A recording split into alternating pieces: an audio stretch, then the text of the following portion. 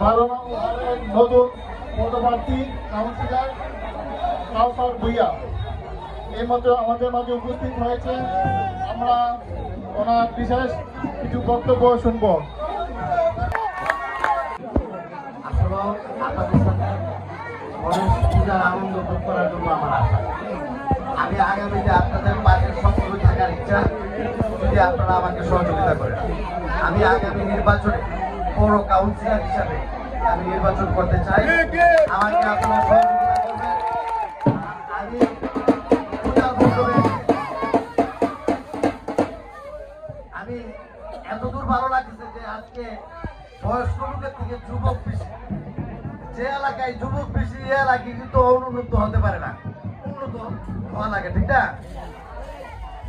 আমরা আমাদের ভাদুঘর অনেক কাজ আমাদের বাকি রয়ে গেছে। আমরা চাই যে ভালো কাজ করব।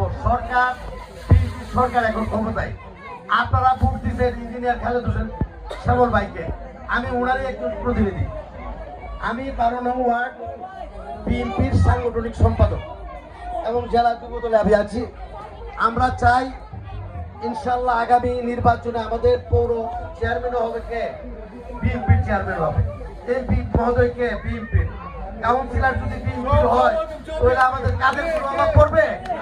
ইনশাল্লাহ আপনাদের সাথে কথা দিব যে কাজ করব, 12 নং ওয়ার্ডে কাজ করে দেখাবো।